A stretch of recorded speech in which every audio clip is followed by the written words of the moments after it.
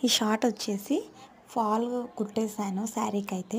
అయితే కింది సైడు కుట్టాను. పై సైడ్ మొత్తం ఎమింగ్ జేయాలి. అసలు ఈ మిషన్ కుట్టే వాళ్ళకి ఎంత ఓపిక అంటే నిజంగా అండి. కుట్టే పనైతే ఎంతసేపైనా కుట్టొచ్చు కానీ ఎమ్మింగ్ దగ్గరకొచ్చేసరికి ఆ ఎమ్మింగ్ చేస్తే నడుములు గుంజుతాయండి. చేతికి సూది గుచ్చుకున్నట్టు అయితుంటది. ఒక సైడు ఇంకో సైడ్ ఎమ్మింగ్ చేస్తూ చేస్తూ అసలు టైలరింగ్ చేసే వరకు మీరు ఎక్కువ శాతం చూడొచ్చు స్పెట్స్ అయితే కంపల్సరీ వస్తాయి. అంటే మన చూపు మొత్తం దాని మీదనే ఉండాలి. సో అలా ఉంటుంది టైలరింగ్ చేయడం. చాలా కష్టం అండి. కానీ ఏం చేస్తాం, ఏదో ఒక పని నేర్చుకోవాలి. ఇవాళ రేపు పని చేస్తేనే తప్ప ఖాళీగా ఉంటే అసలు ఇల్లు ఎలా గడుస్తుందండి.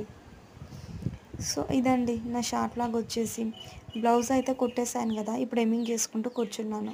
ఈ బ్లౌజ్ కాక ఇంకా 3 బ్లౌజులు ఉన్నాయి ఎమ్మింగ్ చేయాలి. అయితే గాలి చల్లగా పెడుతుంది. మాకైతే ఇంటి వెనకాల జామకాయ చెట్టు ఉంది పెద్దది. అయితే జామకాయ ఉంది దానికి.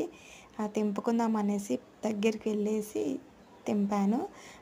ఈ జామకాయ స్పెషల్ ఏంటి తెలుసా అండి? లోపల మొత్తం పింక్ కలర్ ఉంటుంది. ఆ ఉడతలు వచ్చేసి మొత్తం తినేసి వెళ్తుంటాయి.